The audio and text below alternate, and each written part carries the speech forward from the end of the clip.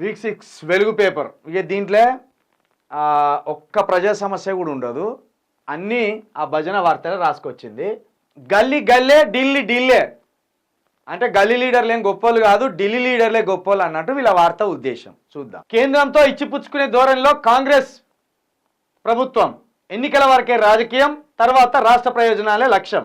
గత బీఆర్ఎస్ సర్కార్కు భిన్నంగా ముందుకు రాష్ట్ర పనుల కోసం కేంద్రాన్ని కలుస్తున్న సీఎం మంత్రులు, ప్రధానమంత్రి కేంద్ర మంత్రులకు వినతులు, మొన్న రోడ్లు, నిన్న రక్షణ భూముల కోసం రిక్వెస్ట్లు, కంటోన్మెంట్ ఇష్యూకు పరిష్కారం, తాజాగా స్మార్ట్ సిటీల గడువు పొడిగింపు. ఫలిస్తున్న ప్రయత్నాలు. రాష్ట్ర ప్రభుత్వ చొరవతో కంటోన్మెంట్ వాసుల చిరకాల కోరికను కేంద్ర ప్రభుత్వం నెరవేర్చింది. జిహెచ్ఎంసీలో కంటోన్మెంట్ ఏరియా విలీనానికి ఆమోదం తెలుపుతూ 2 రోజుల కిందటే ఉత్తర్వులు జారీ చేసింది. ఈ ఏడాది మార్చి 5న రాష్ట్ర పర్యటనకు వచ్చిన ప్రధాని మోదీకి కంటోన్మెంట్ విలీనం ప్రక్రియపై సీఎం రేవంత్ రెడ్డి వినతి పత్రం ఇచ్చారు. ఆ తర్వాత రక్షణ శాఖ మంత్రిని కలిసి విజ్ఞప్తులు చేశారు. ఈ ఎక్స్పర్ట్స్తో ఎంతో కాలంగా పెండింగ్లో ఉన్న విలీన ప్రక్రియకు శుభం కాటు పడ్డది. సీఎం రేవంత్ విజ్ఞప్తితో స్మార్ట్ సిటీ పనుల గడువును కూడా కేంద్ర ప్రభుత్వం పొడిగించింది. హైవేల విస్తరణ, కొత్త హైవేల గుర్తింపుపై కూడా కేంద్ర మంత్రి నితీష్ గడ్కరీ సానుకూలంగా స్పందించారు. డిప్యూటీ సీఎం బట్టి విక్రమార్క విజ్ఞప్తితో బొగ్గు గనులను నేరుగా సింగరేణికే కేటాయించే విషయంలో తన వంతు ప్రయత్నం చేస్తానని కేంద్ర బొగ్గు గనుల శాఖ మంత్రి కిషన్ రెడ్డి హామీ ఇచ్చారు. ఇదంతా డ్రామా వార్త. కంటోన్మెంట్ ఏరియాకు సంబంధించి ఆ రోడ్ల విస్తరణ కావచ్చు, ఆ రోడ్ల వెడల్పు కావచ్చు, అక్కడ విపరీతమైన ట్రాఫిక్ జామ్ అవుతుంది, సాయంత్రమైనా ఉదయమైనా. అది గతంలోనే కేటీఆర్ కేంద్రానికి లేఖ రాసి సాధించిండు. కావాల్సిందంటే ఆర్డర్ ఒకసారి మళ్ళా తీసుకొచ్చి చూపెడదాం. అది గత ప్రభుత్వం విజయమే.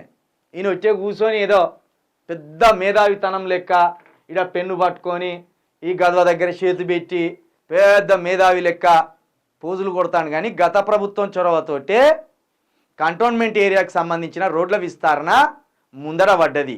దానికి ఆర్డర్ ఇప్పుడు ఇచ్చిండు. కేసీఆర్ ఢిల్లీ లీడర్లను గల్లీకి తీసుకొచ్చిండు. ఢిల్లీ లీడర్లను ఏదైతే మెడలు వంచి గల్లీకి తీసుకొచ్చిండు. రేవంత్ రెడ్డి ఏం చెప్తాడు? ఢిల్లీ లీడర్ల కాళ్ళ దగ్గరికి పోతాడు. అందుకే రేవంత్ రెడ్డి ఏదో పెద్దగా ఒక గొప్ప ప్రయత్నం చేసి సాధించినట్టు ఆ రోజు ఆట కేసీఆర్ ఆట కేంద్రంతో లొల్లి పెట్టుకున్నాడు. పెట్టుకోకపోతే ఊరుకుంటారా? రాష్ట్రానికి రావాల్సిన నిధులు ఆపితే, రాష్ట్రానికి ఇవ్వవలసిన హక్కులు అడిగితే, వాటా అడిగితే ఇవ్వకపోతే, గొడవ దిగకపోతే బాంచాన్ని కాలు మొక్తానని ఉంటిరా? ఇప్పుడు రేవంత్ రెడ్డికి అదే చెప్తాడు. వాళ్ళకు పూర్తి అధికారం ఇచ్చి వచ్చే కూర్చుంటాడు. మీ దయ, మీ పుణ్యం, మీరు ఏమి ఇస్తే గదే తీసుకుంటాం. ఒట్టిగానే ఇచ్చిందా ఇప్పుడు వీళ్ళు ఆర్డరు? నువ్వు తీసుకొచ్చి అదానికి రెడ్ కార్పెట్ పరిచి అదానికి కొడుకు ఇక్కడ ఆస్తులు కట్టబెడతా అంటే, అదానికి ఇక్కడ నువ్వు పాత బస్తీ కరెంటు బిల్లులు వసూలు చేయమని ఆ కాంట్రాక్ట్ ఇచ్చినావు. ఆ తర్వాత మెల్లగా ఈ తెలంగాణ వ్యాప్తంగా ఉన్న విద్యుత్తుని నీకే ఇచ్చేస్తామని నువ్వు ఆల్రెడీ ప్రపోజల్ పెడితే, ఇప్పుడు ఆ రోజు కేటీఆర్ పెట్టిన లెటర్కు ఇప్పుడు ముందడుగు పడ్డది. దీని వెనుక కుట్ర లేదనుకుంటున్నావా? నీ ముఖం చూసి నువ్వు పెద్ద బలవంతుడు అని నువ్వు రానియవు ఈ ఢిల్లీ లీడర్లను. ఢిల్లీ లీడర్లు కుట్రలు చేస్తే నువ్వు మొత్తం అడ్డుకుంటావని నీకు చూసి భయపడలే.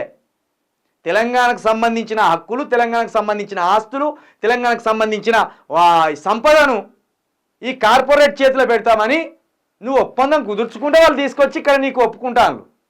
అది కూడా గత ప్రభుత్వం చొరవతోటే. నీకు దమ్ముంటే ఈ కంటోన్మెంట్ ఏరియాలో అందరూ పేద మధ్యతరగతి ప్రజలు ఉన్నారటు. ఇప్పుడు వాళ్ళు భూములు కోల్పోయే అవకాశం ఉన్నది. వాళ్ళకు పక్కా ఇల్లు కట్టిస్తాను ఈ హామీ చూద్దాం. కంటోన్మెంట్ ఏరియాలో ఉన్న వాళ్లకు ఏదైతే ఈ రోడ్ల విస్తరణ ఉన్నదో, ఏదైతే అక్కడ ఆ వాటన్నిటిని ఇటు విలీనం చేస్తానో అది కేంద్రం చేతిలో ఉండే. అది కంటోన్మెంట్ అనేది, రక్షణ శాఖ అనేది. ఇప్పుడు వాళ్ళకి చూద్దాం ఇల్లు కట్టిపి వాళ్ళకు అది ఏ హామీ లేకుండా గంప గుత్తగా వాళ్ళ చేతిలో పెట్టి మళ్ళీ సిగ్గు లేకుండా గల్లీ లీడర్లే, ఢిల్లీ లీడర్లే అని వాళ్ళకు వత్తాసు పలుకుతాను ఈ సిగ్గులేని లీడర్లు. కేసీఆర్ కొట్లాడింది ఏదైనా తెలంగాణ రాష్ట్రం కోసమే కొట్లాడిండు ఢిల్లీతోటి. ఆయన వ్యక్తిగత అవసరాల కోసం కొట్లాడితే ఆయన బిడ్డ పోయి ఈరోజు జైలు ఉండదు.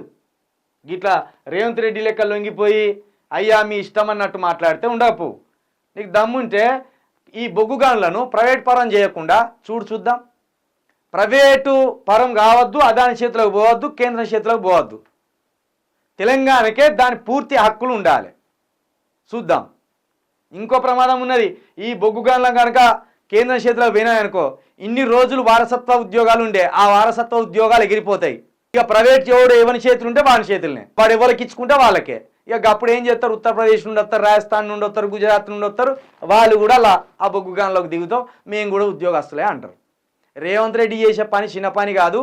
రాను తెలంగాణ మొత్తం ఆ గుజరాత్ ఢిల్లీ చేతిలోకి పోతుంది. అప్పుడు తెలుస్తుంది బాధ అనేది.